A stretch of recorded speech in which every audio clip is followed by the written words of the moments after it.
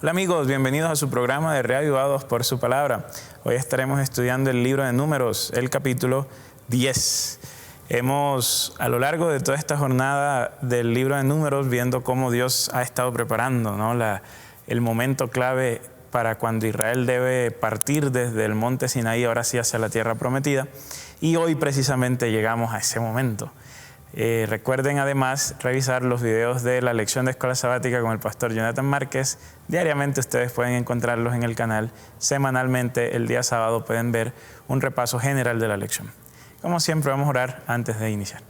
Buen Dios, que al estudiar el capítulo de hoy podamos extraer lecciones valiosas para nuestra vida. En el nombre de Jesús. Amén.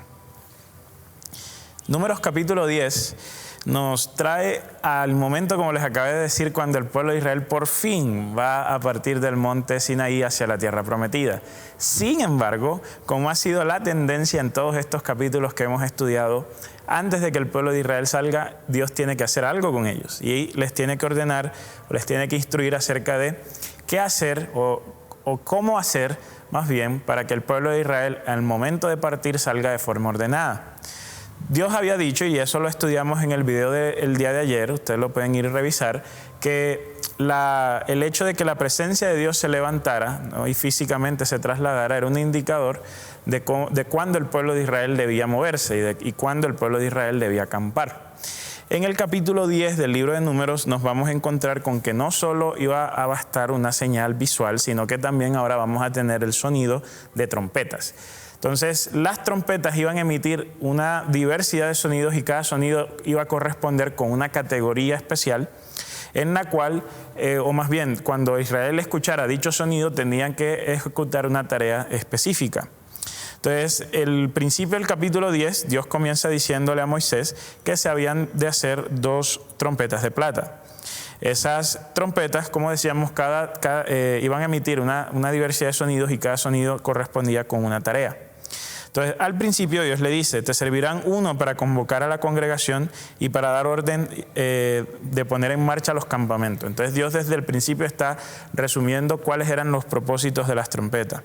Versículo 3, cuando se toquen las 2 trompetas, toda la congregación se reunirá junto a ti a la puerta de la tienda de reunión. Entonces, las 2 trompetas servían para convocar a toda la congregación en la puerta del santuario.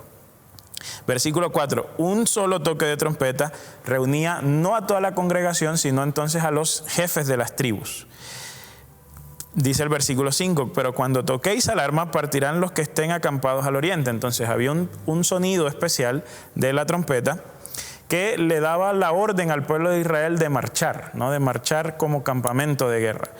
Y acá cada 3 tribus que están ubicadas en los 4 puntos cardinales, eso ya lo hemos estudiado previamente también. Entonces recordamos que 3 tribus cardinales, las 3 tribus se ubican en cada uno de los puntos cardinales, norte, sur, oeste y oriente. Entonces allí en el versículo 5 se nos dice que en el toque de la alarma parten los del oriente, luego parten los del sur, luego y de esa forma se van colocando los hijos de Israel, van marchando hacia la guerra.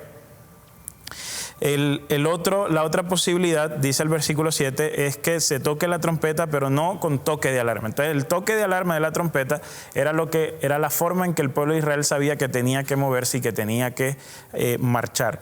En cambio, el toque de las trompetas, sean de 2 o de 1, sin el tono de alarma, entonces era un llamado a la congregación a que viniese al santuario.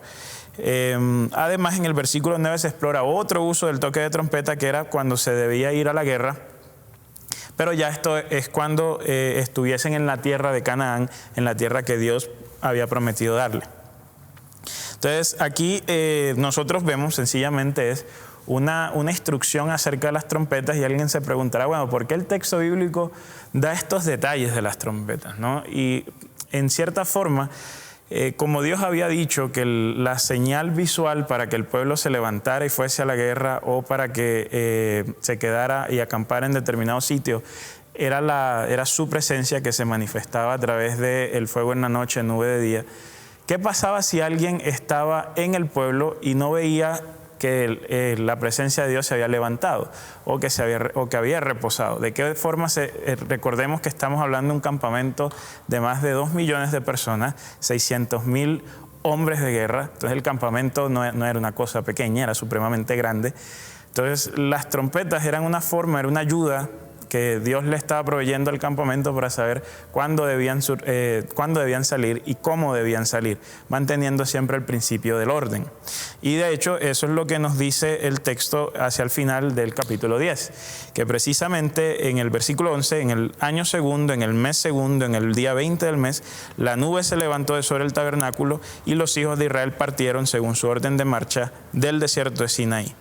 Entonces aquí encontramos el momento cumbre del libro de Números, por fin llegó. Como habíamos dicho por allá en el video de Números capítulo 1, el libro nos recuenta la transición y el viaje del pueblo de Israel desde el momento en que ellos están en el monte Sinaí hasta que empiezan ahora sí a caminar hacia la tierra prometida de Canaán. Entonces, por fin en el capítulo 10, 9 capítulos de preparativos, de censo, de organización, de instaurar el santuario en el medio del pueblo, de consagrar a los levitas y demás, por fin el pueblo de Israel camina, pero lo hace, dice el versículo 12, de acuerdo a su orden de marcha.